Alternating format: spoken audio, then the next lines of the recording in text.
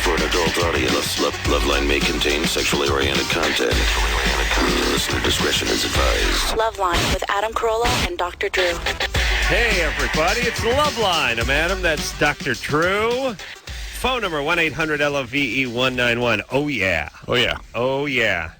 I walked right in. Drew was having a heavy conversation with producer Ann about private schools and preschoolers. This is the kind of stuff they make fun of us of. You know, the Midwest, when they talk about L.A. people. Yep. Drew walks in and he's like, no, don't push him ahead.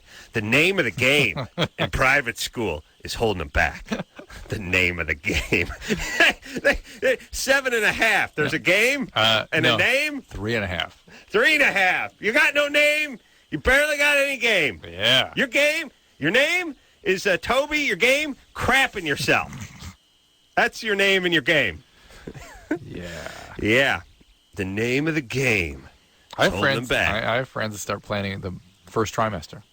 And don't you think you're going to give the kids an eating disorder? You could, yeah. I mean, I Drew always goes nuts with the scholastic stuff. He really loves it. Like, he digs into it, and he talks about it like I don't know, like an old Marine talks about Vietnam or something. It's like you camps. with cars and things. It's the same kind of thing. Drew has a kind of passion and enthusiasm only a top-notch nerd like himself could have about education. Yeah. But then. Always speaks of it in terms of a challenge, like you're talking about the Iron Man or something. They would kick our ass. We had to come through. A couple of stragglers hold the whole class behind. That's right. But we don't leave a man behind. You hear me? Now drop and count to 20. Yeah, get in. Slow clap. I just, when I have my own feelings about education because I don't have any education. There you go. I never really hung out with anyone who had any education, and but now you're stuck with a bunch of people that have education. Well, now I work with guys. I work with 3 or 4 Harvard guys, and literally out of the 10 writers I hang around with, there's probably 3 Harvard guys and a Brown guy or 2, probably 4 or 5 Ivy Leaguers. No happier, no smarter, no richer, no anything, or really. As a matter of fact. They don't get along with the group quite as well. The truth be told, they're not the most popular of the group. Oh, that goes without Do saying. not seem to be the happiest and aren't being compensated any more than anyone else out of that room. Now, I'm sure they're being more compensated better than a guy's driving a garbage truck or a post truck. But I'm just saying, not the dividends. It should have higher. It should pay greater dividends. That's all I'm saying. You know, it really is. It's 2 things in terms of outcome. It's the satisfaction. It's the value in the learning. That just being learned or having an understanding of the human experience is important. A. Yeah. But then, and B, it decreases you don't the really teach people to learn or to be learned. They're either into it or they're not. Oh, no. Now, kids are either curious or they're not. No, I disagree strongly with that. I know you have to, but otherwise you'll let some of the pressure off yourself if you just I go through long periods where I was not into it at all. All right. And eventually you get a freedom with it. That's a weekend. No. I'm not talking about years. And it finally... What years? Well, you were depressed and forced yourself to trudge forward. Yeah, that was a part of it. Thank you. That was a part of it. But there's a freedom at a certain point where it becomes, sort of very satisfying, where you sort of break through. But the other thing is it increases the probability of success. You said just decreases, dude. Well, I was going to say it decreases the probability of difficulty. He said decrease when he meant increase, dude. Yeah. No, look, it increases. That's all. Yeah, it helps. But I would argue that if the kids got it, the kids got it. I would argue too. Should we just have that be it? I don't know what the answer is. I do know this, that nobody I know has really changed much since about the 5th grade. The die was cast. Personality-wise. Almost everything in terms of their habits and their abilities. The ones that had legs showed it early. The schooling never seemed to do anything but help facilitate that, but it didn't create it. It was a conveyor belt that helped them move along. And then the losers were just kind of losers. All right, That's good. I'm just saying, don't put so much pressure on yourself, Drew. Kids can go to they can go to a public school. That was Ann, not me. Man, your kids can go to a public school. They'll be fine. They're regular people. Yeah. Eventually, you got to get out in public. I'm just saying. I'm just saying. All right. Yeah, but still. Okay, you ready? Yeah. All right. Oh, wait. Kurt Cobain's death. Yeah. He died again. We're commenting or sort of entertaining calls about that, from which there were none yesterday, though we asked for them. Well, we don't do a great job of setting things up on the show. How should we do that a little better right now? I don't think it's our fault. Nothing's our fault. Don't get me wrong. There's no doubt we could do better. There's no doubt we could do better. Yeah. There's also no doubt in my mind that even if we did better, it wouldn't work. So let's not try. That's sort our of general philosophy. That's how I go through life. Yeah. That seems to be our general philosophy. That's what got me a fail in driver's ed. Yeah. By the way, no one drives as good as me. I know. I'm a maniac. Mm-hmm. Oh, the humanity. All right, you ready, Drew? Mm-hmm. Oh, yeah, Kurt Cobain. He's dead. Drugs are bad. You know, somebody's written a book that he'll be missed. That's suspecting that he was murdered or that Courtney was involved in it. Yeah. That is such a load of crap. I mean, listen. Really? Hear me now. That is based on completely spurious set of assumptions. Mm-hmm. Their assumption you was went to college, you know what spurious meant. Yeah, absolutely impossible. Their thing was they start their whole theory based on the idea that he had too much heroin in his system to kill himself. Yeah, I love that. I know. I have patients that use enough heroin to kill anyone in this room. And you would not know they were on heroin because they're very tolerant to it. Yes. And they don't seem intoxicated. And Kurt Cobain was a long-time, heavy-duty heroin addict. And look, he undoubtedly had massive levels of circulating heroin at all times. In the videos we have of him, undoubtedly has very higher levels probably than what he had when he died. Look, they always do this. But first off, it's so easy to be called a goddamn expert in this society. I mean, look, here's the deal. I've had friends who've gotten in car accidents, and then the cops pulled up and said if there was anyone in the passenger seat, he'd be dead. And the guy who was in the passenger seat was standing next to him talking to him, saying, I'm not dead. He was fine. There's a lot of that goes on in society. You're right. He's done too much. If he did it, if this was, we love to do that. They're wrong 3/4 of the time. You know, I saw the expose. They're like, look at his note. Look at his note. You can see at the top. That appears to be Kurt Cobain's writing. And then as he gets toward the bottom of the note, it becomes strained and looks different. It's like he took a lethal dose of heroin. Yeah. You know, of course, the bottom part of the page, as the drug starts to take its effect, is the handwriting's a little sloppier, a little broader, that kind of stuff. Your whole argument is that he took too much. So what are you talking about, the bottom of the letter? Yes, and not only do people just profit off of this stuff because they sell books, but it takes a spotlight away from the real problem, which was the drug abuse. Mm-hmm. Yes? That, and it just panders to stupidity. Paranoia, really, to me, is a mark of foolishness. Thank you. Yeah. All right. And, you know, the people that interview him, they do some mild chop busting, but they never really... Because they don't know, and they don't get people in there to do the right chop busting. And I know Courtney. She is not capable of that. Oh, really? For the record. Drew knows Courtney. No way. Passionate man. God knows how he knows her. Passionate woman. You take that passion together. It's like a tidal wave running into a rhino. Boom! Explosion of passion. Yeah, I like when they do the interviews. Here's the part I like. Aha. Let me just say this, and this is how you know all these guys who do these interviews are hacks and phony. I love it whenever there's something a little risque, they have to pretend like they don't know what it is. Right. Because somehow if they knew what it was, it would be a bad thing. Like, a speedball. Now, what is a speedball? Well, listen, you bitch. You couldn't have researched the goddamn thing. You knew you were doing the interview for the last month and a half. You don't know what a speedball is. You know what also that is talking down to your audience. Also, yeah, that is like, well, our audience doesn't know what a speedball is, so make it. Explain it to them. It's more like, come on. I don't want to say I know what it is. It'll make me a junkie. That's right. They do this with those. They go, your student now your son is he's 16-year-old. He's a student over at Louis Pasteur High School. He went to football camp. The kids during a hazing ritual held him down, did something called teabagging.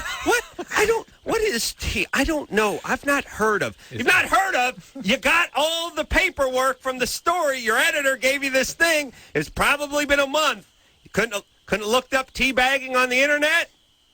You're lying. That's right. You know what teabagging is. You're just pretending like you don't know what it is because it somehow makes you a little holier and a little cleaner, and then you can react. Yeah. That's when the male takes his genitalia and puts it inside the other male's mouth. Oh, my goodness. Well, is this what teabagging? What? Well, first off, what kind of journalist are you? You don't know the crime. You hear, so it's like, okay, so let's just say you got the paperwork and the son was they just didn't call it teabang, they call it mush popper. Wouldn't you go, hey, what is that? Did they stab him? Was it a circle jerk? What went on? Yeah. Like, of course you know what it is. Just say you know what it is. Yeah. Yeah. I hate that. He had his something called a dirty Sanchez.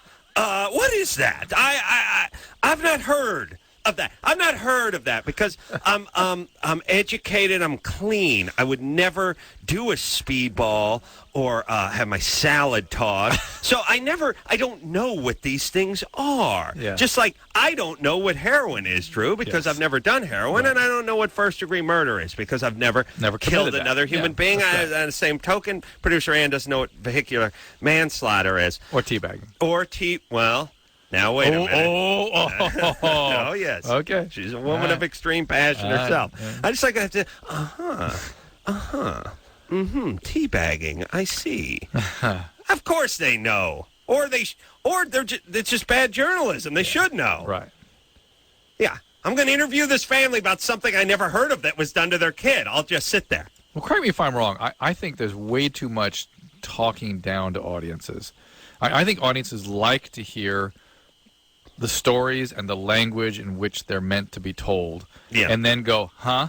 And I'll listen harder now. Not, of course, our audience does not understand what these things mean, so would you please explain them for us, as opposed to just telling the story and let them figure it out. I heard your son ordered a full plate of rim jobs with a side of tea bags. Is this I don't like, know what that is. I'm imagining it's I've like not a, heard of this. Yes, is this like a squid dish? Should I attempt this? My own.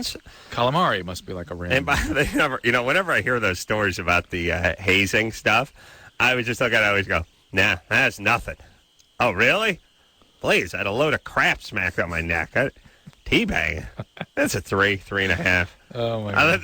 They're visibly disturbed. They're like, oh my God, is he in therapy? It's like, oh my God, what we did to each other in high school. Teabagging. That's it. That's Wednesday. That's not even weekend action. Wow. Oh no, that's a good day. You only got the teabag? Oh, teabag with the mudslide. Lucky. That was the teabag with a mudslide and a dirty Sanchez. Woo! Oh my God. The mudslide. Gia? Gia? Yeah. Hey. Hey, you're 18. Yep. How are you guys? Good. What's up? I actually had a question for Dr. Drew. Yeah. I got my nipples pierced right after I turned 16 years old. Nipples? What are nipples? And a piercing? Now, I don't have nipples. What are these nipples? Oh, these lying coozes. Okay, Sorry, well, I got them pierced right after I was 16, and last summer... Oh, hang a second, Gia. Apropos to these things that drive us crazy. Waiters night at a restaurant. I took my kids out to dinner and the movie, and the waiter was a guy who'd been in our studio who was part of the audience, one of the question answers for Loveline, the pilot for MTV. Really? Yeah. A waiter. Well, his career's moving along. Well, he seemed still young, which I found really surprising. I was like, was he 11 when he was? Yeah. But he's asking a question. He goes, I thought the funny thing was, though, they were trolling in gay bars for people to come in and ask you guys questions, but we weren't allowed to talk about the fact that we had boyfriends. Oh, yeah. Yeah, that's perfect. Yeah. That's television. MTV. Yeah. There you go. All right, Gia. So, nipple piercing. Yeah, and I took them out last summer, and they still really haven't healed, and I don't know if they're supposed to because it's going to be scar tissue. I know the scars are still going to be there, but sometimes they still pus, and I was wondering if that's really bad or if they'll heal. Is it pus or maybe milk production? I don't think it's milk. It's the yellowy color.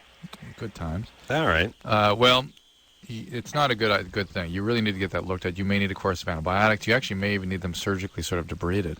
Debrided? Yeah. Oh, that's bad. Cleaned out. Yeah. Great. And so, if you do want to breastfeed, I would take a good, get somebody to look at that. Probably a gynecologist or a general surgeon. I am telling you, people, the nipple piercing for a guy, it's like if you were selling your car and you thought, well, I'm grabbing extra road flare and throw it in the trunk and really get a lot more money for this car. To the buyer, don't even know. Don't even look there. Don't even care. And you know what? My sort of instincts tell me that and I see that Pierce is on the way down. Do you agree? Finally, it's certainly for the girls. I see the road flare, and I think it's just the opposite. I think, this guy must break down a lot. Right. I wonder why he's got these flares. It means something. I get a little suspicious. It means something. Yeah, I'm not quite sure what, but it means something. Yeah. Yeah, look, here's the whole thing with the piercings, ladies. Lose 10 pounds. This is what guys want. The piercing, that ain't doing anything for us. Do something. Dye your hair blonde. Yeah. Start jogging a little more. Whatever it is. Give the guy extra BJ. The piercing, not an issue. For us, a little bit of a negative because it makes me think they're a little bit kooky from doing the show too long. But in general, never knew a guy was head over heels because of that. Doesn't matter. Really anything, yeah. Yeah, just look. They're either attracted to you or they're not. Well, there's a little game on to the piercing generally. You see, guys kind of like a green light. You see the tongue piercing and you think open for business. Right. All right. There we go. Nathan? Yes, hello? You're 23? Yes, I am. Much respect to you guys. I love your guys' show, and I've lived forever, so. Hey, I wanted to comment on the Kurt Cobain story. Basically, I have one theory, is that, well, of course, anybody who's listened to his music is very, very much a fan for his kind of apathetic side.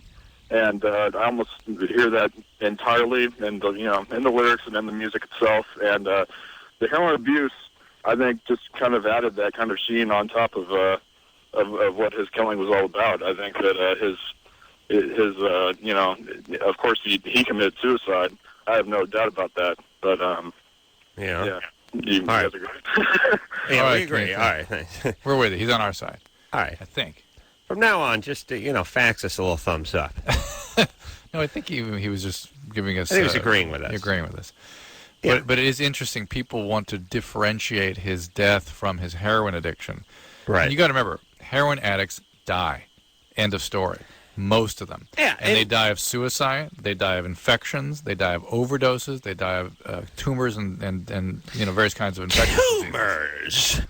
Yeah. Tumors. I've not heard that. I'm thinking of the hepatitis C. Hepatitis. I don't know what that word is. Yeah. And look, here's the thing. People talk about. They die of suicide. People talk about it's being suicidal. When you're monumentally effed up, and there's a shotgun within arm's reach of you. Little depression helps you kill yourself. Well, yeah. But when you're really effed up and there's shotguns in the house with you, you don't have to be completely what you'd call suicidal in order to make a mistake that you can never come back from. People theorize that addicts, when they kill themselves, separate from a depressive illness, they're trying to kill the addict. Right. That they're so overwhelmed and miserable from their disease, they're trying to destroy that part of themselves. Yeah, I'm just saying, I've never been into heroin, but, I've done my fair share of boozing and whatever else anyone decided to give me. And, you make decisions that could have long-lasting consequences, and you're not in a great place to make those. I mean, you can get venereal disease, you can get pregnant, you can crash your car. Here's the thing about those decisions at those moments. You're on drugs. Right. You're on drugs. Right. You wouldn't make those decisions at other times. No, why didn't he kill himself at noon that day? Right. I'm not saying he was, one of the Up With People singers, but the massive amount of drugs he was doing and had been doing certainly was a factor. Hannah? Yeah. Hannah. Hannah. You're 17. Hannah. Hannah. What's Actually, happening? it's Hannah Lee, but I just say Hannah. By the way, let me just say, Kurt Cobain, a great man. Yeah, but not as passionate as Drew. Never as passionate as Drew. Never. Thanks. No way. So anyway, my mother and father found out that I've been dating a girl for almost a year. Mm-hmm. My family is Orthodox Jewish. Oh, look Very, out. very religious. Has this ever happened She before? had to go down on her through a sheet. Very religious. A shawl, I beg your pardon. Oh, And nothing more comical than the Orthodox Judaism. That borders on, that's what you call novelty religion there. I mean, that's where it just gets guys with their beards down to their waist and the crazy payos hanging around, spitting on each other, and it becomes like a bizarre ritual, and comical. Like somebody, it's really, Drew and I have talked about this before off the air. It's what you would do if you wanted people to pick on you. It's what you would cook up. It's how you would do it. There's nothing slick about it at all. Yeah. All right, so what do you guys do? Saturday, can't plug anything in. Well, no, wait, she's lesbian. That's her You're problem. lesbian? Yeah. Yeah, well, I want to know okay, about well, the see, the family. thing was, I came home on Friday, and we live in a fairly Jewish neighborhood. Mm-hmm. And my best friend, since I was really little, I was like, Shabbat Shalom, MF, that's what we always say. And, like, he was like, you might not want to go home. And I was like, why? He was like, because your mother's having a fit. And I was like, about what? He's like, just go home and see. Wow. And I come home, and, like, she had my journal in her hand. Uh-oh. Her what? She was cleaning up for Passover, and like she was cleaning in my room, and she found my journal and started reading it. She didn't pass over that journal. Yeah. You should have put the lamb's blood on it. Yeah. She let it go by. Oh, my God. Wow. Oh, my God. And like, and the journal spoke of you in a lesbian relationship? Yes. Oh, Yeah, you say. oh. But like, I mean, she was like, "Oh, I'm so mad at you. I won't even light Shabbat candles because you're not splitting me out." You're not with a shiksa, are you? Huh? Goyim? You dating a Jew? Yes. Oh. Because if your grandmother knew. My grandmother does now. Rest her soul. No, well, you got to have someone who's dead. If her grandmother, God rest her health, it should be spinning in her grave. Ruma Sarah. Yeah, my mom was like, "You better not tell your grandmother. Oh my God, it will kill her as much as she." Tell grandmother. I didn't want to tell you. Oh my gosh. So Santa, how's your dad doing? He's mostly off because he like just oh, I wanted you to grow up and marry you, be a nice Jewish girl, marry a nice Jewish boy, and have nice Jewish children. Well, that's interesting. So they're sort of accepting of your orientation. He was thinking that. He was scared to talk in front of the mom. Oh, you're right. He opened up his mouth about 8 years ago, got backhanded by mom, and that's been it. He just looks at his shoes now. Wow, Hannah, so how have they left things? They won't. My mom won't even really look at me. Yeah, but what is the anger about it? I mean, in other words, they're sort of angry as though you. They want grandkids. No, I understand they're disappointed and they're maybe in pain, but what does it do? Oh, trust me, she'll have plenty of them. There's 9 of us. Oh, really? And one on the way. Holy. How old is she? She is like 47, I think, 45. What? And her 10th kid at 47? Mm-hmm. What the? Oh. You guys, yes, there's 9 of us. Mexican Jews? Chris, what are you? Kristen. And the younger ones are 13, 10, and 3. Wow. Wow. All right. So she's going to have 175 grandkids. All right. By the way, Hannah, this is abuse. We had 14 kids. I really do look at that as abuse. I agree with you. You sleep on the Three Stooges tri-bunk bed. You know what I mean? Yeah. Look, you're 17. You're Jewish, so you're a good student, right? No, not really. What?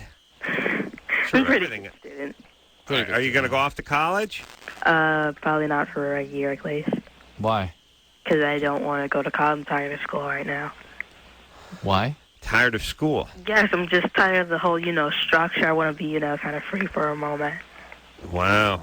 What do you want to do when you're older? Most likely go into radio broadcasting. Yeah. Oh, boy. Yeah. Got the voice for it, baby. What do you guys do on Saturday? Church. Church? Temple. The Temple temple? church, same thing, guys. Yeah, I'm hip. So, all right. So. What? Yeah. You guys allowed to watch TV on Saturdays? Not necessarily. We're not really supposed to, but we do. I do, at least.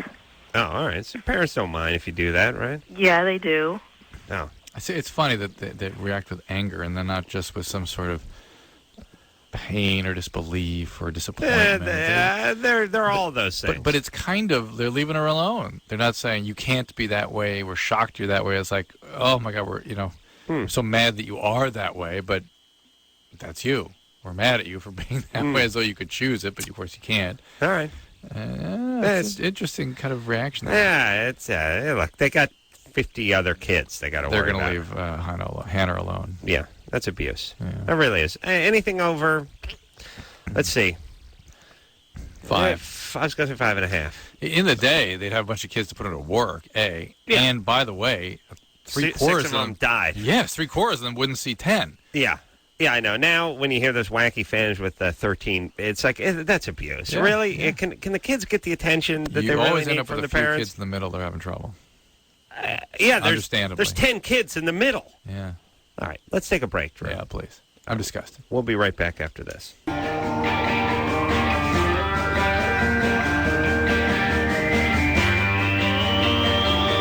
Hey, everybody, it's Loveline. I'm Adam, that's Dr. Drew. Phone number 1-800-LOVE-191. Hoobastank in here tomorrow night.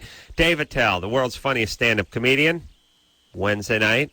And then Alicia Cuthbert will be in here from The Girl Next Door. Hot, Drew. The Girl Next Door? Hot. Why don't you read this, Adam? You know what? She's got a little clef in her chin, and I like that. Yeah. Tell you this, we got a little promotion going on. All callers 17 years and older will get on the air tonight will win a pair of tickets to see The Girl Next Door. Starring, guess who, Drew? Alicia Cuthbert. Yeah, I think it's Alicia. I think it's Alicia Cuthbert. All right. I think it's just power through that th. You can't hit the th. You can't go Cuthbert, or you just sound like a guy got soft palate poked with a sharp penis. Nice. You know what I mean? Yeah.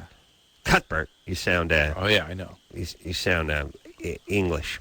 All right. And so if you live in the Los Angeles area, you can email us right now at girlnextdoortickets@earthlink.net. All one big, long, fat word. Girl Next Door tickets at earthlink.net, and you get your passes to a special Loveline screening of the movie at the ArcLight in Hollywood. And the movie, it opens April 9th. Our screening is April 7th. Oh, it is. All right. Should we write that down, or should it say that It's in my anywhere? head. No. All right. You sure? I'm going to write it down for my own self. All right. And I'll tell you, that ArcLight, oh, man, could you do worse? Let me tell you something, kiddies. Here's how it worked. Let me give you there's a renaissance in movie theaters. Yes, Drew? Yes, Adam. They started off, they were all great movie theaters.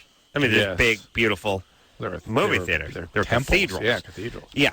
Then somebody got the bright idea that, hey, we can get 11 movie theaters in the same space and with zero aesthetic value, just bunkers. Just bunkers with Hitler's bunker. Television screen size. Yeah, 38 or 40 inch or up there. Yeah, but bunker-sized stuff. And then here's the other thing, too.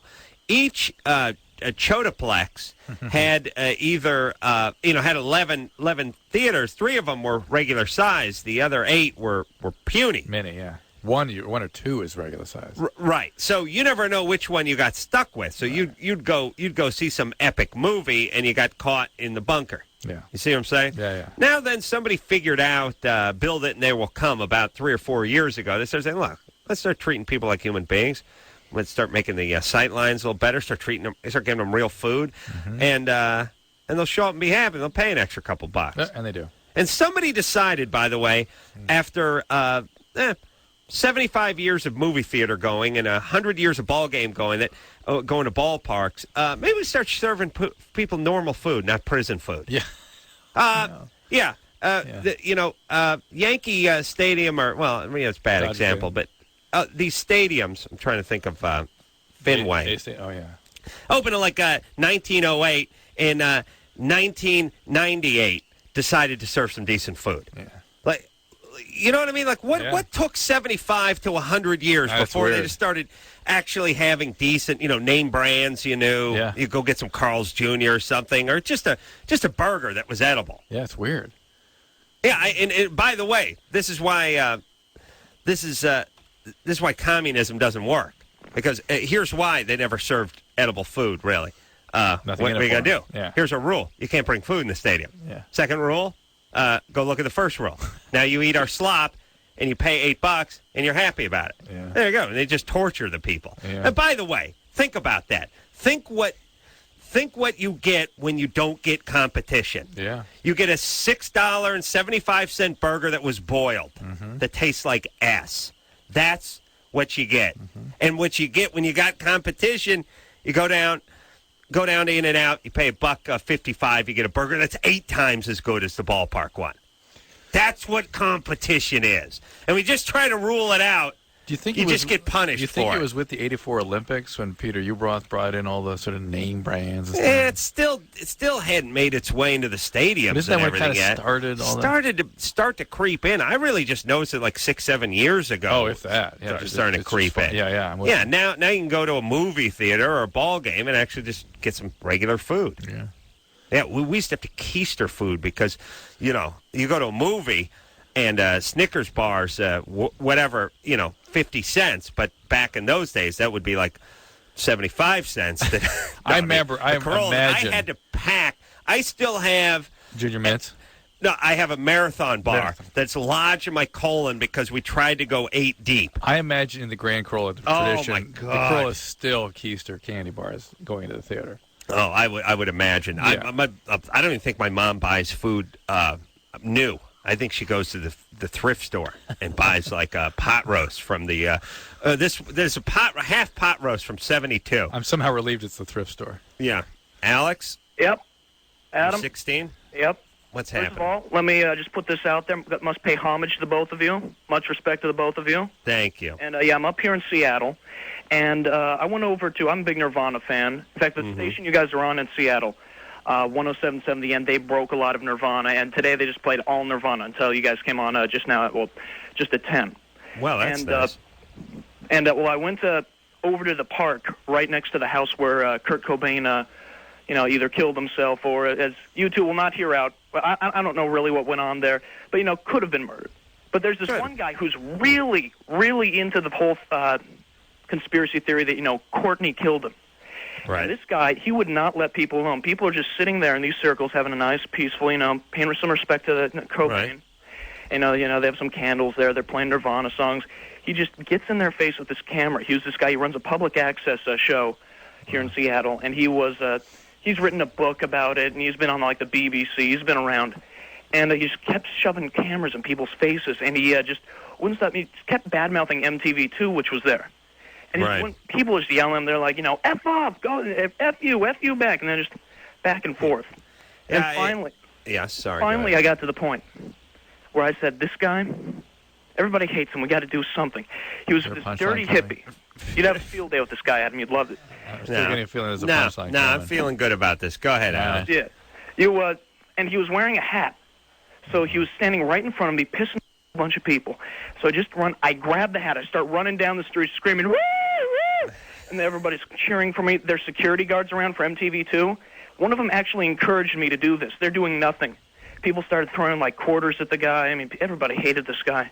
Oh, good. Well, you got his filthy lice crab ridden hat. And then these Pierce County Sheriff's Office guys they had there, the rent-a-cops there, they were fine with it. They loved it. Yeah. They wanted me to throw the hat in someone else's yard so they could go and get him for trespassing when he got it.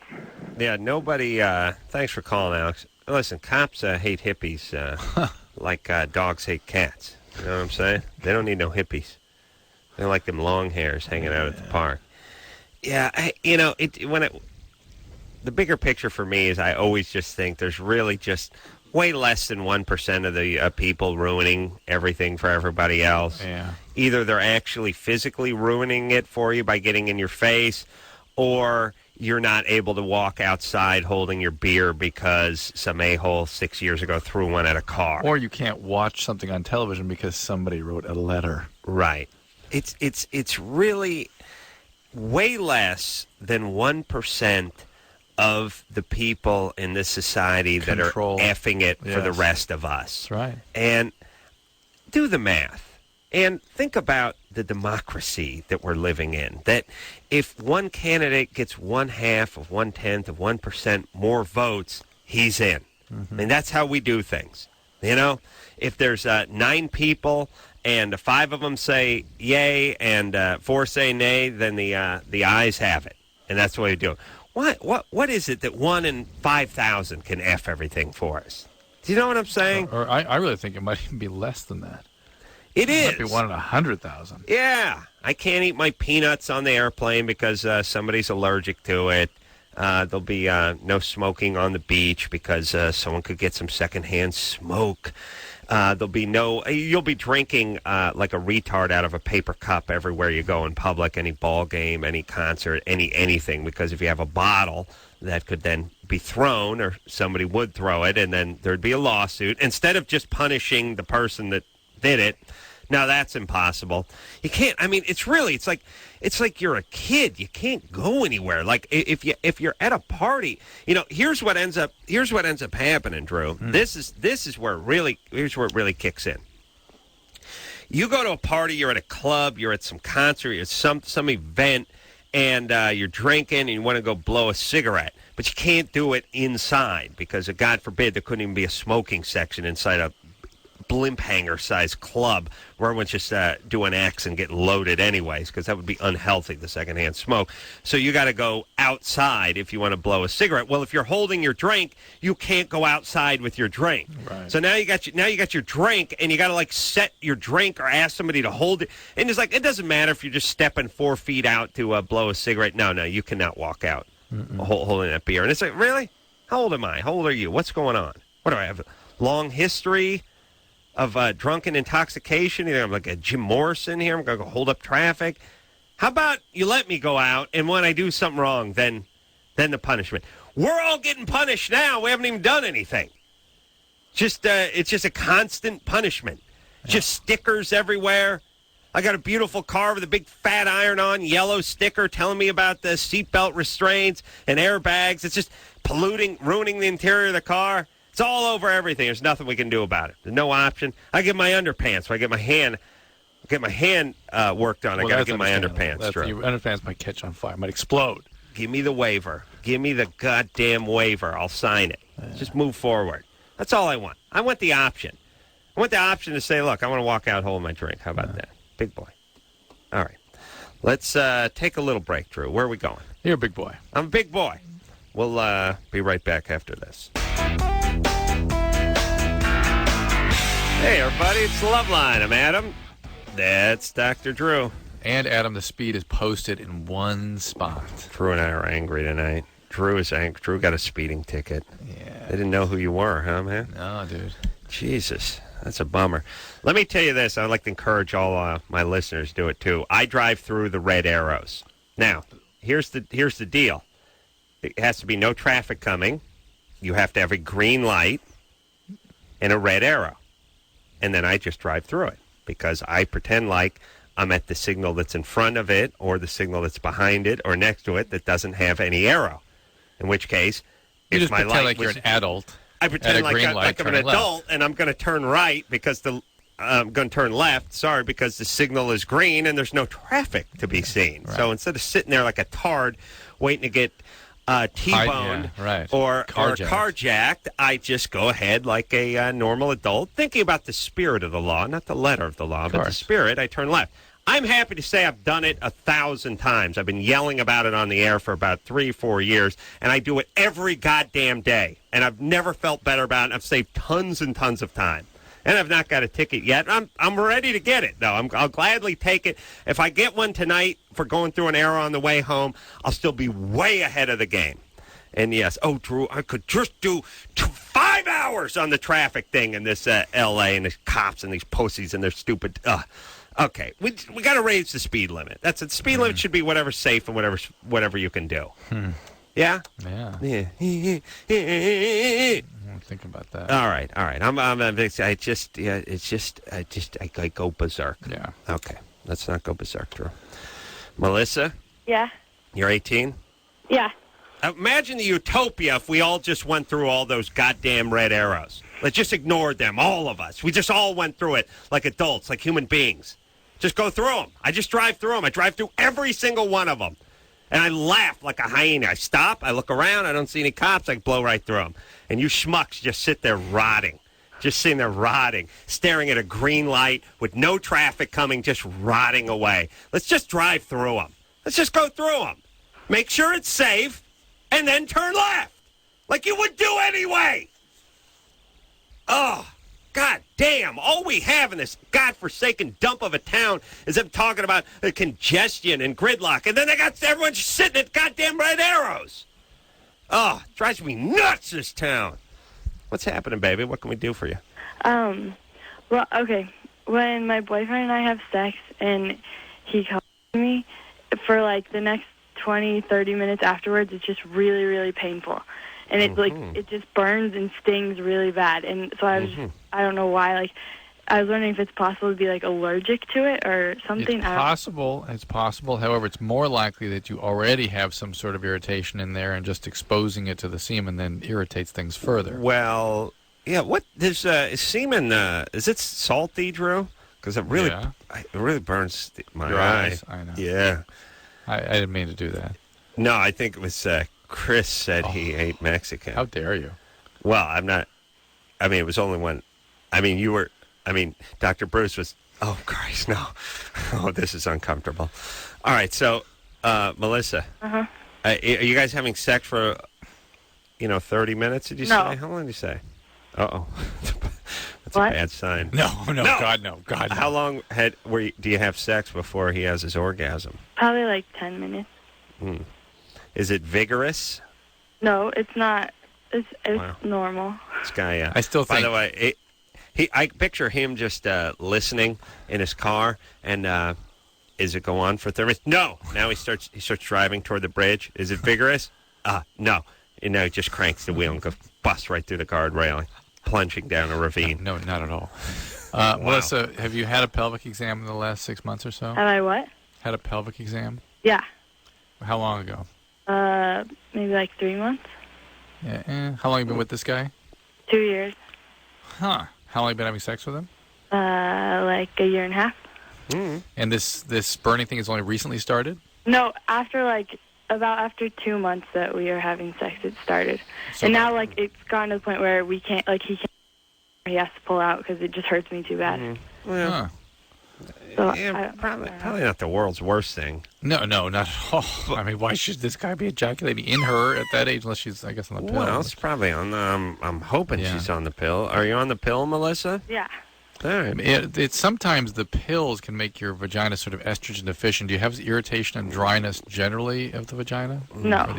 No. You see, I just get the sense that there's something going on there that you need to get checked out. Gynecologist? Gynecologist, yeah. Because yes, you can react to the semen. Yes, you can be allergic, but more commonly you just have some other source of vaginal inflammation or Does irritation. semen, would it irritate?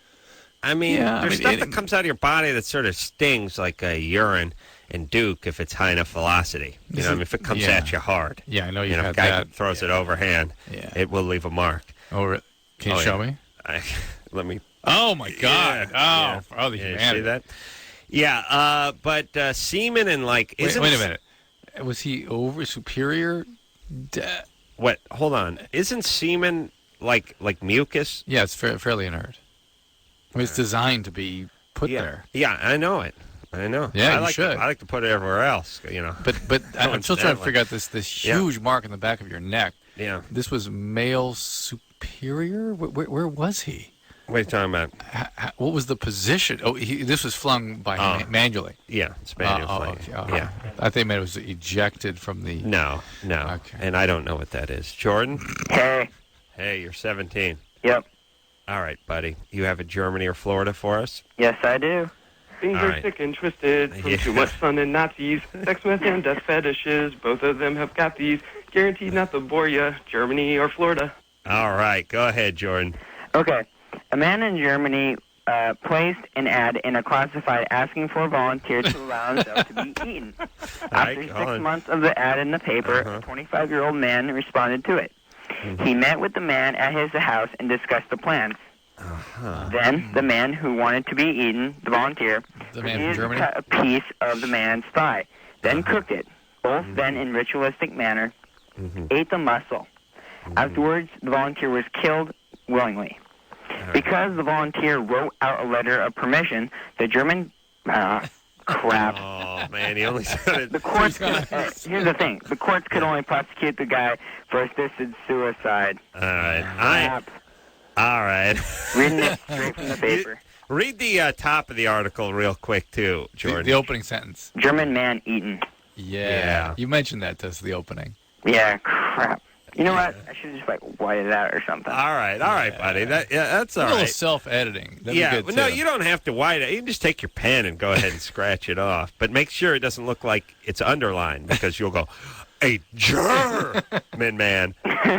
All right, buddy. Well, thanks for the try. We'll send you out a windbreaker. We actually heard that story. I did hear that one, too. No, it's been on here. I've never heard a Germany or Florida where the guy actually worked in a German man and a German court into the same paragraph. Holy Christ, how stoned do you have to be? We'll take a quick break. We'll be right back. Oh, my. Hey, everybody, it's Loveline. I'm Adam. That's Dr. Drew. Phone number 1-800-LOVE-191. I got this thing. I think it's a splinter or something. It's like it keeps growing and stuff. I thought it was just a cut, but there's something in there. It's trying to push out my finger. And a splinter. It's a little pussy and please, it's fine. But I mean, it's growing. You know, it's got a little energy to it. There's stuff that's dead, and then there's stuff that's alive. That's alive. You know, there's infected. There's like old zits and new zits. That may be an infected cut. Yeah, it's an infected cut because it was a scrape. And there may be something nothing went in there. There may be something in it, but it doesn't look like it, though. No, it's just a scrape. It's just infected cut. Yeah. All right. Hot water, hot soaks. Hot water, hot soaks? Yeah. All right, well, good times. Good times. Neosporin. Yeah. All right. Let's talk to... Bactroban, if you got that. Did I ever get you that? Who? Bactroban. Bactroban's good. He was Aquaman's buddy?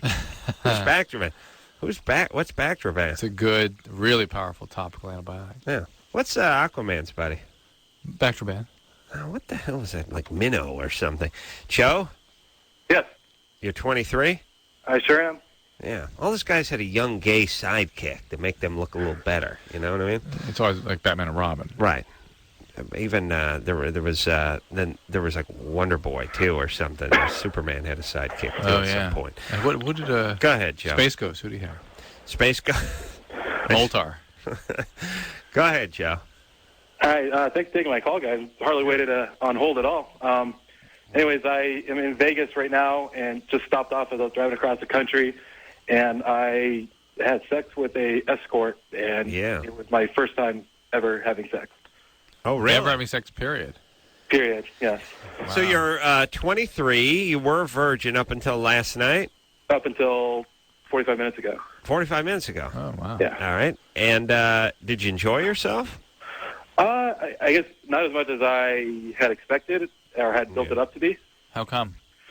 I guess it was, I wasn't unsure what the physical sensation would be, and it was not quite what I had expected. Yeah. It was enjoyable, but not mind-blowing. Did you wear a condom? Yes. Yeah, you gotta wear a condom. Good. And what about the woman? Were you attracted to her?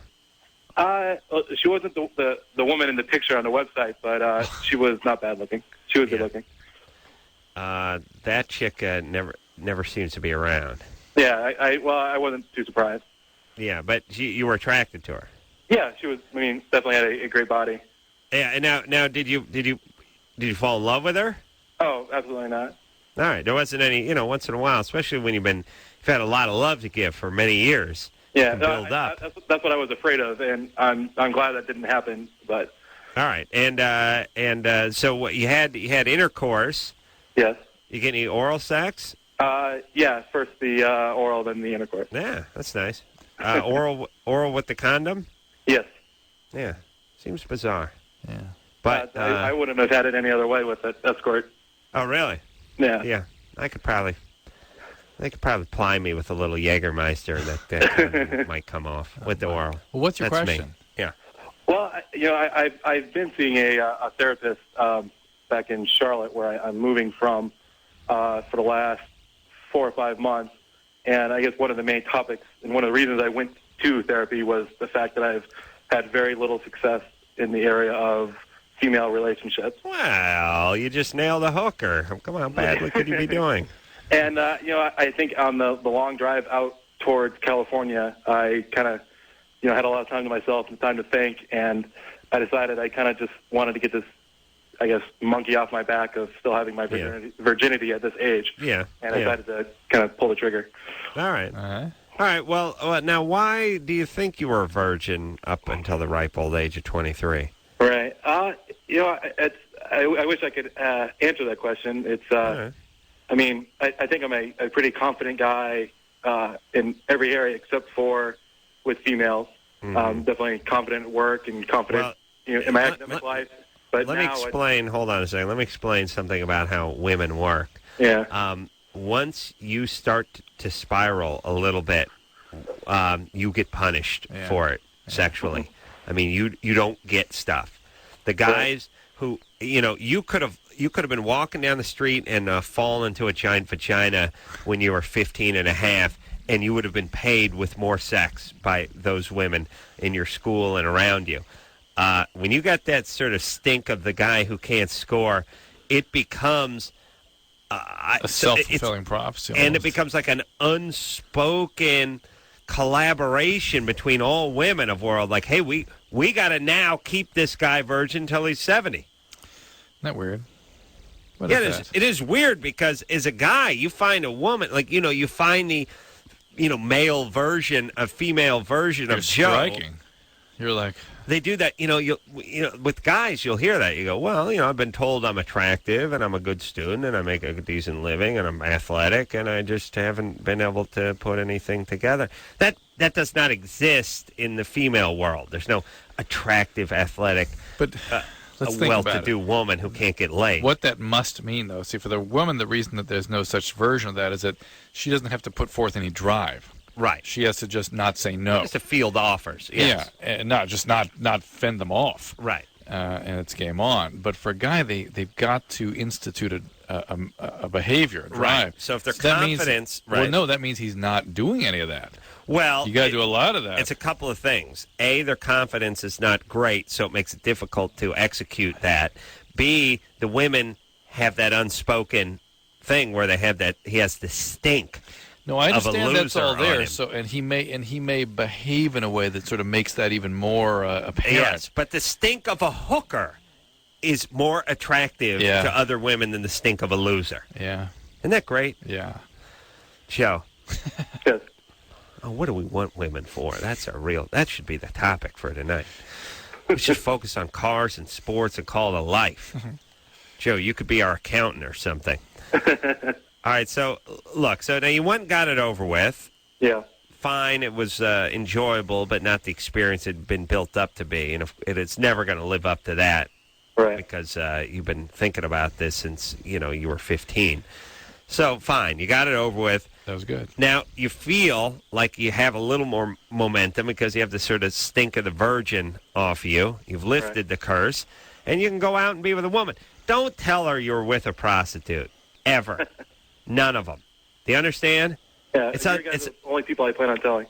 Thank you. Good. It's unnecessary. Yeah. It's absolutely unnecessary. People think they need to come clean with that kind of stuff. No. You freak a chick out. Yeah. Chicks get freaked out. I mean, Drew, you made that mistake, right? What? Telling the old lady about the gal. The professional? Trip to Indonesia. Never did that. No, never did the prostitute. Yeah. Me neither. What are you going to do? Something wrong with it? Drew, why not you as a man of such extreme passion? I guess it never really crossed my mind. Really? Okay. Thank goodness, because that was back in the day of AIDS and things like that. People weren't really... Yeah. All right. Yeah. All right. Sophia? Yeah? You're 17? Hey, you guys are awesome, first of all. Thanks, baby doll. What's up? To sum it all up, I got kicked out of my Catholic all-girls school this year, my senior year. Yeah. Stuck in a mental hospital for a week, and let's see, I got kind of pissed off with everything, and I flew to Massachusetts to stayed there for 3 months, got introduced to the wonderful world of drugs. What were you doing in Massachusetts? I had a friend that lived out there, and she did. She moved here like a week after I came back. Had a what? Friend that lived out this there. is a son. Yeah. Your friend. How do you afford to fly out there? I It's had your some parents have money? saved up. I had money saved up. All right. Oof. All right, so you flew out to Massachusetts, and you're calling from Los Angeles. Yeah, I came back like 2 months ago. Your parents live in Los Angeles? Yeah, they do. I made up this whole lie to them, and my friend's mom went along with it, that I was going to live with her and her parents. And, All right. yeah, All right, so you went there and you just started doing drugs. Yeah. And now what? And now I'm back, and I am on my hunt for coke here. I got introduced to crystal meth, and Crystal meth? What I is don't that? know. I don't believe I know what that is. What is crystal meth? Yeah. Speed. Well, now I'm just kind of wondering what the long-term effects of it is, basically. Well, there are multiple levels to that question. Speed is the nastiest of all drugs, I think. Yeah. It really, you see these emaciated people, they're chain smoking, they're picking at themselves. Yeah, it causes a picker syndrome. It's my favorite so far. It's a super white trashy drug.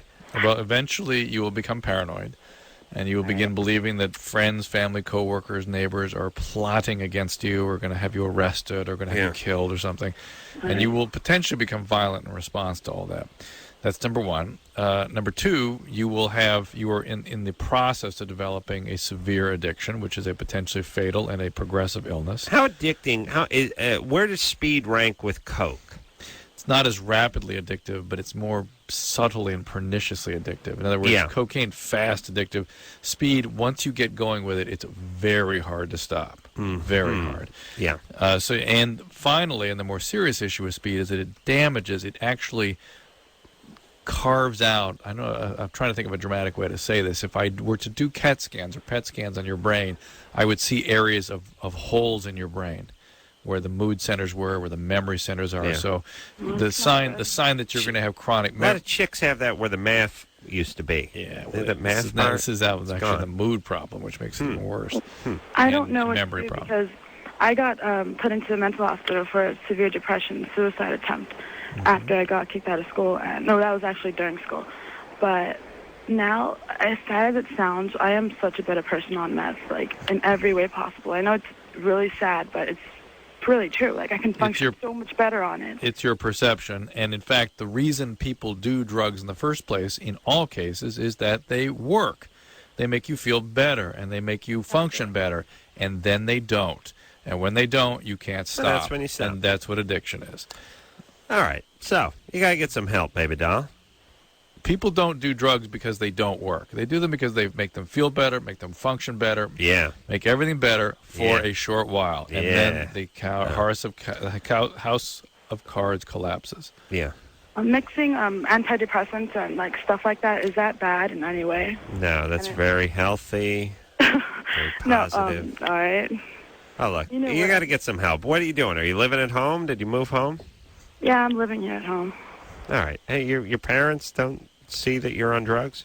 No, not at all. They thought I was before when I wasn't, because according to them, if you're suicidal, you're crazy or on drugs. Yeah. Well, Fantastic. they may have a point. Now I'm acting totally normal, and to them, I am like sober and. Oh, no, don't worry. You'll get paranoid. Get yourself some help, please. Here's the thing, everybody. And by the way, I get one of these kids. I'm freezing them. You know, I'm One of freezing your them. kids? Yeah, I'm dipping them in liquid nitrogen, and that's it. Yeah. I can't be brought up. Maybe manslaughter. I believe if I move to Nevada and try Nevada, I will not be convicted. Maybe I get like involuntary manslaughter. I do 18 months. Meanwhile, the kid for freezing a kid isn't. Well, the kid will be in a state of suspended animation, but not dead. I see. Not dead. The heart may stop beating, but the soul does not die. Right. By the way, the kid's 16, 17, good as new. We bring the kid back when, we have some drugs to straighten him out. Right. That's going to be my plan because, If I get one of these daughters, it's just, I hate you, and I got to do, it starts looking like Avril Lavigne and doing speedballs. I'm going to have to kill myself, Drew. Yeah, you will. I don't know what to do. You will. I got to hire someone to, like, I will stage a takeover gang-like attack on my home. Yeah. You know what I'm saying? Yeah. Scare the bejesus out of her. Maybe give her like a pistol whip, something. I don't know what the hell to do. She'll use more. That's clear that you don't know what to do. Yeah, I'm going to freeze her. Yeah. I'll have to freeze her. That's a better idea.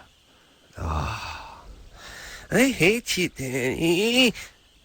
Oh. Here's the good news. You won't get any of that. Oh, no, I But won't. your wife. Yeah. Oh, yeah. No, my kids are going to know. They'll be scared. A healthy fear. A healthy fear. Yeah. Nothing wrong with a little respect for the elders, Drew. Let's see. All right, she's got to get in some rehab or something, yeah? She's treatment, absolutely. Oh. All right, and here's what we're saying. This is the essence of the show, besides me complaining about traffic laws in this city. We talk to people at 16, we talk to people at 23, we talk to people at 35. We see where it's going. Yeah.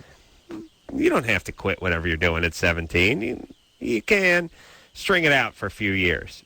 Yeah, maybe you get raped a time or two because you're hanging around with drug addicts and you're in places you shouldn't be at the wrong brain times. damage gets worse. You get a little bit of brain damage, so you got to get on some mood stabilizing stuff when you're a little bit older, and you end up getting a few skeletons in your closet. Maybe you gave a homeless guy a handy to get a hit or something. There's a couple little things, and then in worst case scenario, you find Jesus Christ. Then your life's really over. But you screw up, you get a couple of wrinkles and maybe a scar and maybe a little hepatitis and some pink eye, and then 5 years later, all you do is drink 3 pots of coffee a day and chain smoke, and if you're lucky, you're still alive. At meetings, hopefully. Yeah, and your parents aren't, you've burnt a few good bridges. All right, you could do that. You could spend the next 5-6 years doing that, or you could just sort of fix it now. Yeah. Just get to it now. And have a life. And have a life. I mean, really, at 17, you're on the launching pad, and that trajectory is not going to be too pretty. All right. If you let it spiral. Jose? Oh, yeah. You're 17? Yeah. Yeah, I got this question was for Dr. Drew. Yep. Mm-hmm. Yeah, I got a problem with my penis. It's like, there's like brown spots on it, and I was wondering if it was like a disease or something. I should go get it checked out by a clinic or something like that. Are you sexually active? That's your balls, by the way. I thought that myself. Are you active sexually? Nah, not really. So how would you have gotten a disease? No, I was just wondering if it was or not, Well, how would you have gotten one? Let's just use some logic for a second. I don't know. Well, have you been sexually active in the past? Nah. I just masturbate sometimes, but... Yeah. Hey, you know where that hand's been. Yeah. That hand could have been with many other people. And let me tell you something. When you beat off, Drew, you are with every partner that hand has been with. Yeah. When you don't wear a gardening glove.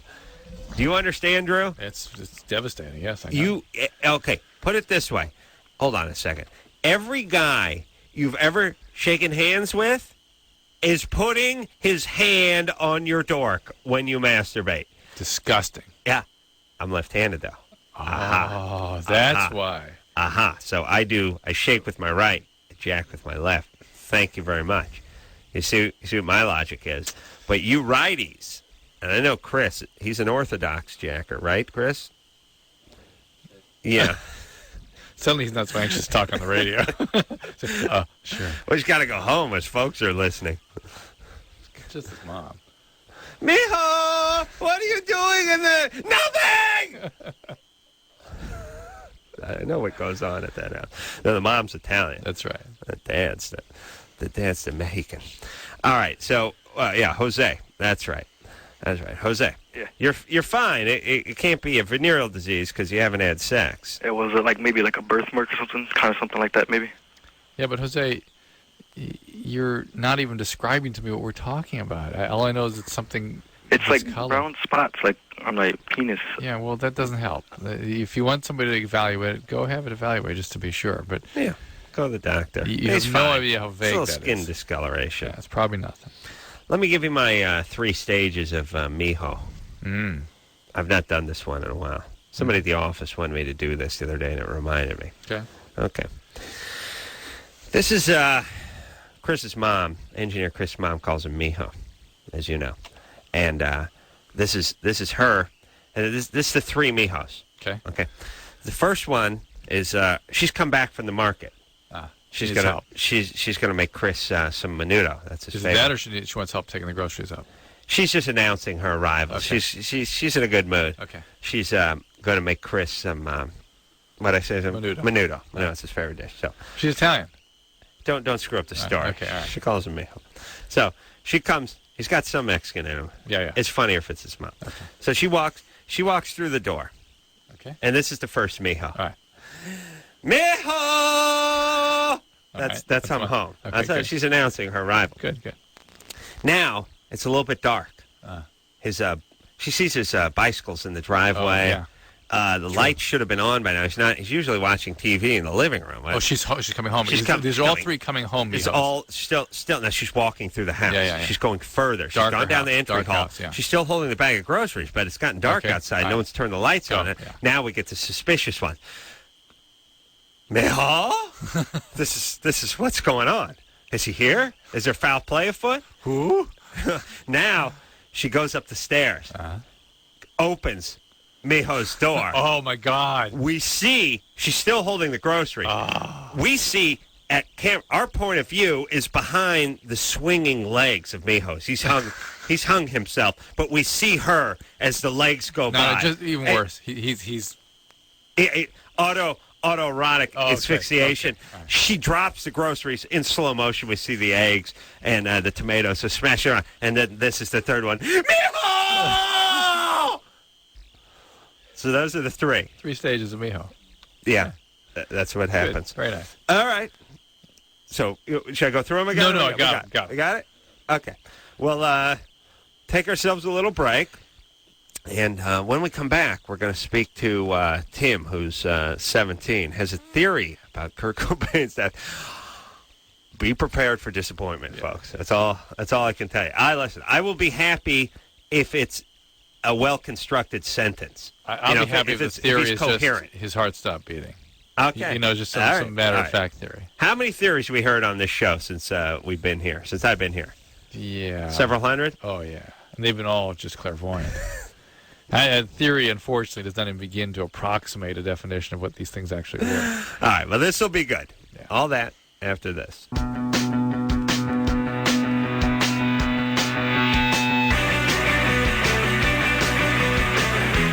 Hey, everybody, it's Loveline. I'm Adam. That's Dr. Drew. Phone number 1-800-LOVE-191. So again, the middle Mijo, where something there's trouble afoot, but we don't know. We're confused. Mijo, Mijo, can you hear me? I'm calling your name. Yes. Yes. All right. You ready to keep rolling here? Yeah, good times. Hoobastank in here tomorrow night. We haven't spoken to the Hoobastank in a while. Good kids. Yeah. Then Dave Attell, one of the best stand-ups out there. I'd say the best stand-up out there. I'm going to go out on a limb. I've seen Dave do his stand-up. 1 hour of hilarity. And I'm not just saying that. I mean, ask any comedian. Definitely funniest guy out there right now. And then, Thursday night, Alicia Cuthbert is going to be in here from the Girl Next Door. Smoking hot blonde with a clef in her chin. I like a little clef. That's my thing. Nice. Nothing wrong with that. It's kind of a masculine feature, but it can look good on a chick. You're gay. Clef? Yeah, she's blonde, too, Drew, so you'll be into her. I think she's petite. Yeah, it's all right. Tim? Mijo? Yeah. Yeah. You got a theory about Kurt Cobain's death? Yeah, I do. Yeah, hold on. I'm going to put a shotgun in my mouth. I got to be prepared for I'm going to finally be prepared for the Loveline callers and their theories. Yeah. Go ahead, Tim. Okay. Well, first of all, you know how, there was, I guess, a lot of will talk at the time about how, Kurt was going to leave Courtney, the divorce? Will talk, yes. Talk about him changing his will. And, well, anyway, they were going to get divorced, right? Yeah. Well maybe. Hold on. Mijo disagrees. He made he doesn't talk, but he does grunt. Once in a while I hear, it's like Lurch. Lurch over there. He disagrees. Sometimes he agrees. Other times he disagrees. All right. Oh, yeah. Anyway, well, if they would have divorced, then Courtney only would have got half of everything he made. But if he would have died, then she would have got everything. Yeah, I know. Here's the whole thing. I watch all these Dateline shows and these 48 Hours and all this stuff, and they always do that. They always go like this too. But what was the motive? The motive, the oldest one there is. Right, money. And they go, and then they float this stuff. They go, she had an album that was due to come out. If he had divorced her before that album came out, it would have never. It's like, wait a minute. First off, nobody really heard of Courtney Love before. Listen, people started hearing of her about a year after he died. Well, when he died is when you heard of her, and then about a year later, and then whenever Hole released her album, and it took a year or so to get going. Right. And stop me if I'm wrong here, Chris, but it wasn't like they released the record the day he died, and then a week later it was a big hit. Right. It seemed like it was a year, 2 years later. But the point is him divorcing her would have been a good thing for the release of the album. It would have got her all over the news. Yeah. You know? I mean, it's like they're like, imagine if he divorced her during it. But this is rock and roll, by the way. This isn't the royal family writing a book on etiquette that's due to be released, or how to 20 steps marriage. to have a great marriage and you get divorced. Oh, the humiliation. No, this is a famous guy whose wife you don't know the name of, and if they would have got divorced when the whole record came out, it probably would have been a pretty good thing for record sales. Would have been all over the tabloids, and she would have been all over the place. Yep. It would have been, everyone would have been interviewing her about what went wrong with the marriage, and she would have said, "Buy my record." By the way, Yep. oh, it's a retarded theory that all this press when you're releasing a record is somehow going to kill record sales. And by the way, when he died, was there a mention of Courtney Love? Did anybody think about her at that point? You know what I'm saying? Yeah. It was all about Kurt. Yeah. 100%. Yeah, and then she delivered her speech, and then a while later, a record got famous. Yeah, but it really seemed like almost independent of him. I think people liked the whole record because here's the other thing, too, everybody. The first Hole record was a good record, so people bought it and people liked it. And Hole was a good band and fun to watch and all that, whatever it was. Had nothing to do. She could have been married to, the Count of Monte Cristo. Mm-hmm. You know what I'm saying? Mm-hmm. Did I say Crisco? Yes, you did. I meant Cristo. I know. Crisco's lard, a shortening base that's used for cooking. Yes. Blue and white label. Here's Mijo says he uses it for other things, by the way, and then he winked. Mijo. Mijo? Mijo. Oh. It's a little bit like Aloha, isn't it, Mijo? Yeah. The point is or dude. She sold the record because it was a good record. It didn't have anything to do with anything. The divorce wouldn't have done anything. No, Yeah. So, by the way, the motive of, and by the way, getting divorced from somebody where you get half of everything they have, and they have an estate that's worth quite a bit of money, you do all right. Mm-hmm. Put it this way: people who are getting divorced from wealthy people, do they kill them? Right. No, the chicks get the money. You get everything. Yeah. Yeah, they just go. I mean, that's what they do. They clean them out. Yeah. And by the way, if somebody were going to, especially when there's a kid involved, and by the way, if there's somebody going to kill somebody, the husband kills the wife. Yeah, that's how it works. Yeah. Yeah, I'm not going to give you half of my money. Or more. I'll see you in hell. Yeah. Or more. All right. That's what's going to happen with Drew. Natalie? Yeah. What's happening? Well, I heard that Dr. Drew got a ticket. Yes. Yes. And I called because I'm a traffic school instructor. Mm-hmm. And I'm originally from Orange County, but I'm the supervisor over all the other instructors. And so I can teach where I want. So if you want, I can have my supervisor schedule me out where you are, and you can come to my class, and I'll pay for you to come to my class. Oh my God! So how do I get? I have to go to court though to get the class. Well, you just get the assignment.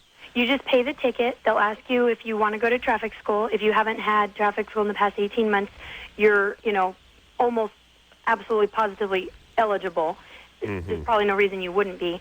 They ask you if you want to go to traffic school. You say yes. You pay the ticket, and then they usually charge you an extra fee to allow you to go to traffic school. Sure, it's an honor. You pay that. It's a privilege to get hammered in the ass in this state. It's not a right. Natalie, will you let me just sit and read all day?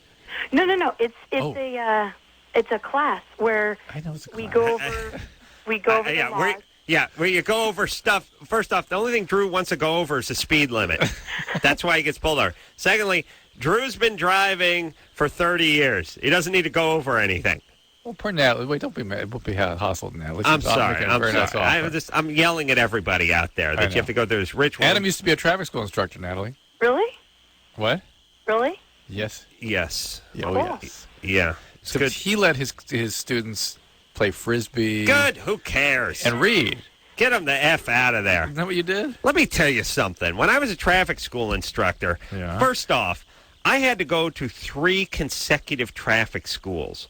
I mean, classes. I mean, training for you to be a trainer, yeah. Oh, for the love of Christ. I had to go. Natalie's the supervisor. She's probably the one that would have trained you. I had to go to okay, here's what I did. I went Saturday, Sunday, 2 8-hour classes back to back, and then I went to a Monday half class, Wednesday half class night. Can you now, first off, if I did that today, $130,000 minimum. That would be the minimum I would charge to sit with those a-holes, those unfunny a-holes, and tell the same stupid jokes over and over again. It was comedy traffic school. It was a comedy traffic school. Look, turn on the Kimmel show, see a stand-up comedian. You're not laughing? All right.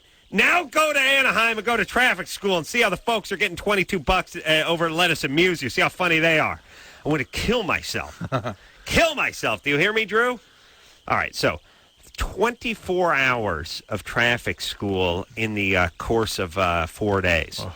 I should have that. I should get credit.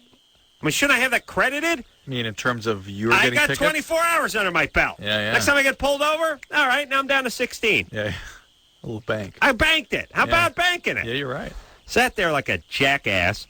I finally became an instructor, and their whole thing was like, look, these people need 422 minutes of actual instruction. Now, if somebody shows up 15 minutes late to class, which starts at 8:15, you have to hold them over during lunch so that they can read the pamphlet for 15 minutes so they can get their 420. Yeah, you may. I'm just sitting there doing this. Sure, well, Pops. That's right. I'm going to sit in here and ruin my lunch as I'm a-hole that showed up 14 minutes late, gets to read the section on passive restraints while I choke down a bell beefer. Are you kidding me? People would roll into my class at 2-3 hours late. It'd be like this. I thought it was at Malibu. Sit down. What? Do you think I care? And by the way, can't more people start adopting my horrible attitude when it comes to this stuff? You know, the guys at the door at the movie where you go, listen, I got to just run out, shut the lights off, my car. I can't let you back in. Yeah, I got the stub. As a matter of fact, you're going to see me. My car's, I can see it from here. I'm sorry, once you leave, you can't. Really? I taught traffic school. People come in 5 hours late. Man, sit down. You want me to sign your thing now? So go home. Let's get out of here. I'm going to try to find out if any shills from the DMV there so I wouldn't get busted. Once I sussed the fact that there are no narcs in the class out, well, what do I care? Let's get my paycheck, sign your crap, let's go home. We go out to lunch, go an hour and a half. What do I care? Jesus Christ. Like these people got to learn something? Half of them just rolled through a 4-way stop sign. What do they got to learn? It drives me nuts. It's like it's condescending. And by the way, you didn't used to have to pay. It was either pay the ticket or go to traffic school. Yeah, I thought that's one of the things I want to talk to Natalie about. No. Guess what? The law changed, and guess what now? You pay and you go to traffic school. You pay the ticket, and then you pay to go to traffic school. Traffic school, what does that do? Decreases your insurance burden, right? Theoretically? Yeah, it's all just one big, huge scam. You just sit there trying to let's talk to Natalie. Poor Natalie's I'm angry now, Drew. I know. Natalie, look what you've done. Yeah. Listen, you're not one of those a-hole instructors that keeps track of everyone's minutes, are you? Yeah. Well, yeah, you are. Oh, Natalie. We have to because we're court appointed of the DMV. And I could lose my... Adam. Yeah. I usually let people slide if they come in a little bit late in the morning or on the lunch. 6 or 8 minutes, but anything over that. Oh, would you shut up? Go. Tell me. No, if they're later than like 5 minutes, something like that, then I make them make up the time. Well, I'll tell them you have to make up the time later, but then I never have them make it up. All right, but what if someone came in an hour late? They wouldn't get in. Yeah. Why not? Because there's no way you can make up that much. I'd have to, like, stay after Make class. up? Who cares? Make what up? Just let them sit down. Well, if you don't do the proper amount of minutes, it's a felony. Yeah. Look at me. Oh, what am I, a fugitive from the law? Kiss my ass. Well. Who cares? Just let the poor son of a bitch sit down. See, that's what they do. They scare you. You go to jail. Yeah, right. Who do you know is done? Yeah, you're in the big house. What are you in for? I killed my stepmom. What are you in for? Had some student, my driving instructor class showed up late. Yeah, everyone in the joint for that? It's a felony. This is what we do. We just scare the crap out of everybody, and then everyone freaks out, and then they freak on you. I'd let you go to your car, but I can't. I'll lose my blah, blah, blah. Felony.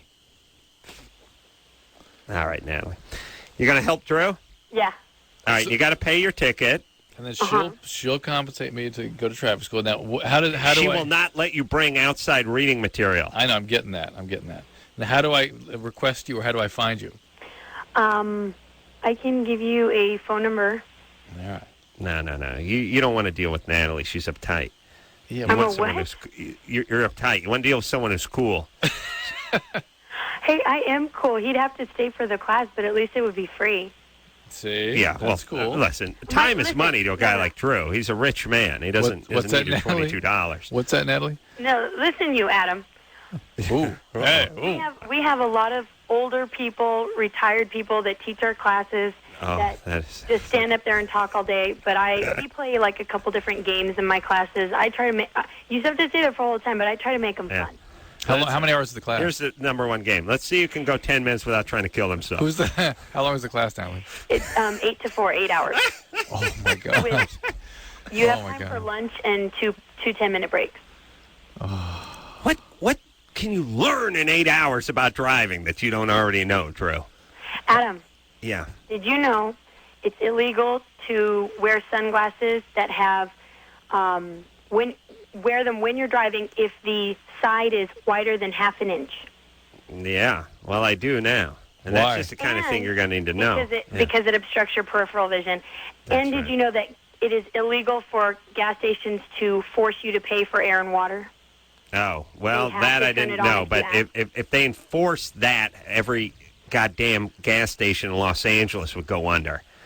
But these are all good, very valid points. That's a good one. But listen, you're talking to a guy who steers with his knee while he talks on a cell phone. Do you understand that I frequently have no hands on the wheel, that I steer with my knee, that I read off notepads, I talk on the cell phone, I eat, and I drive through every red arrow that's ever in front of me? Yes. So I'm proud of you, Adam. I'm proud. Natalie, hold on. We'll talk to you after the break, so hold on a second. 8 hours. 8 hours of traffic school you'll have to do, Drew. But I'm not sure I could do that. And by the way, how many times we've been talking about this all night? I'm just angry tonight. But who says you got 8 hours to burn? Oh. You know what I mean? 8 hours is a huge amount of time for me. It's massive. It's a huge amount of time for you. It's a fair amount of time even for the losers. Oh, that's so much time. Who randomly decided 8 hours was you having to give up a day? I like, by the way, they go, oh, you just go down to court and ask for it. I spent 3 hours in court. 3 hours? If I had 3 hours to do something, oh my God. Oh my God. I don't have time to go to the bathroom. Well, here's my point. Are you going to drive any differently after this goddamn 8 hours, this grueling 8 hours of having your eyeballs spun around by a boring 20-year-old? Huh? No, you're not going to boring. No, Natalie's a delight, but you're not going to. You're going to kill yourself. 8 hours? How about 2 hours? 2 hours is punishment enough. That's the 2 hours just going to requested to go on a court. All right. That's the part that kills me. All right. Does that mean I have to go to court to pay the ticket? You have to go to court. You have to apply for traffic school. Yeah, but what about the posting bail? In the old days, you just mailed it in. Well, you could probably mail it in. You might be able to apply via the mail, too. I don't think so. But it's going to cost you another $40, $50 to go to traffic school. Well, now it's going to pay for that. And then, no. you got to pay the court to go to traffic school. Then you got to pay the traffic school. Oh. No, wait a minute. Let's just make sure of that. Natalie? Yeah. Traffic school costs something. You're generous enough to absorb that cost for Dr. Drew, but you do have to pay the court too, right? Yeah. It. Yeah. All right. Thanks. We got to take a break. That's great, isn't it? It just let's just let the folks decide. Let the good folks over there in the government decide how things should work. So you can pay the ticket, then you can pay us for the privilege of going, and then when it comes time to go, well, then you just pay the traffic school too. All right, it's a great scam. And 8 hours, by the way. Spend 8 hours. Hey, I'll tell you, here's the good news. You can do 4 hours on a Monday, but of course that's not enough because you couldn't possibly learn all the knowledge they were imparting to you in 4 hours. You do another 4 hours on Wednesday. Want to break it up? That's fine, buddy. Yeah, 4 hours not enough. Okay, Drew. Drew's gonna kill everyone. We'll take a quick break. We'll be back.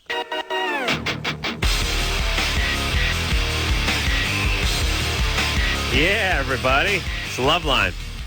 Just reliving some of my traffic school teaching days with Dr. Drew. I used to teach for lettuce, amuse you, lettuce, spelled like the head of lettuce. So, nice. You know, it was funny. Yeah. And it was always funny Very because clever. they would tell you, look, people are paying an extra $8 to go to a comedy traffic school. You know, they could go to the Sears one for $19, but they're going to you for $27.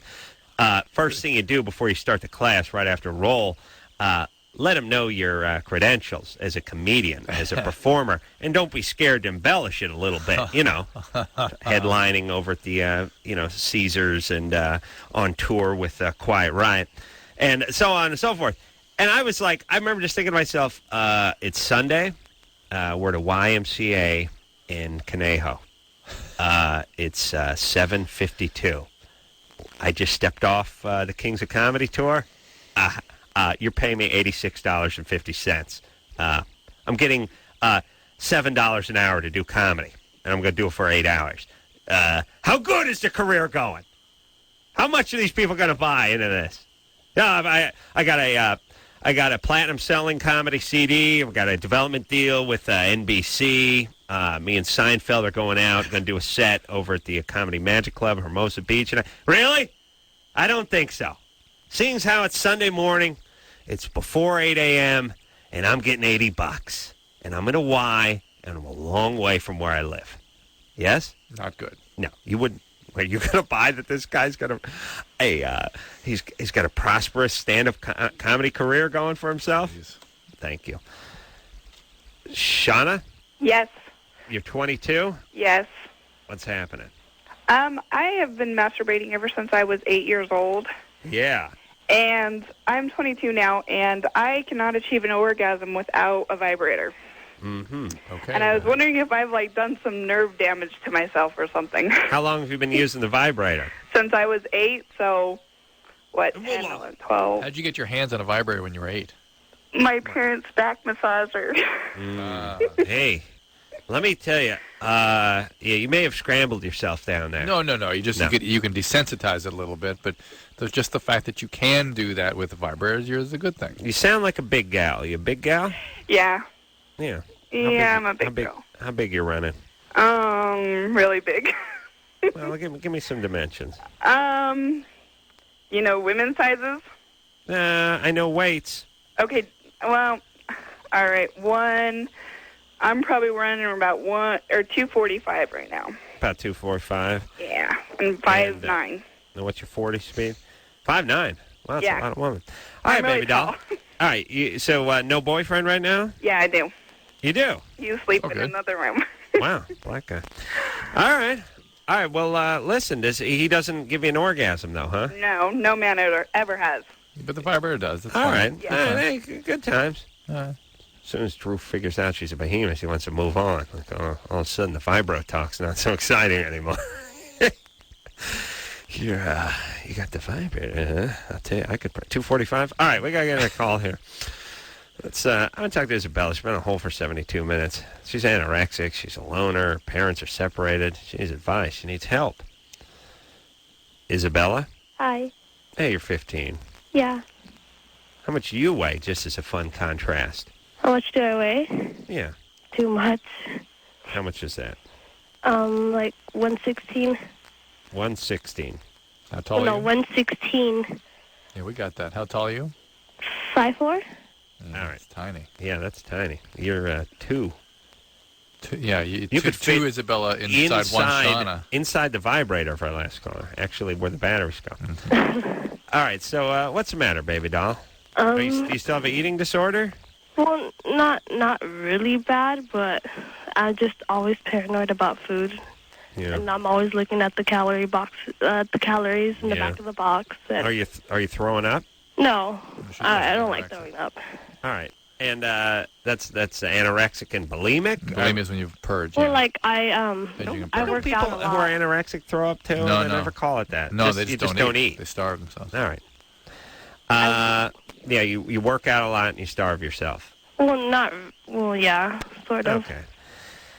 I'm trying to think of what to do about this, Drew, and it's hard in today's society, and we only have 20 seconds. So, how about some therapy? And what about this? What about just therapy? Not not eating disorder clinic stuff, but just therapy. It doesn't tend to work as well as a more now that you're comprehensive. cursing. Well, it's like treating addiction with just therapy. Well, I don't know how far she is, other than it seems like every 15-year-old in America has got some sort of issue with food. Absolutely, and certainly she could be benefit from therapy. But basically, it's got to think of it just like addictions, that she has a disease process that needs to be treated, and as the treatment progresses, therapy will be beneficial as well. All right, baby. Take care of yourself. Get a little therapy. We'll be back.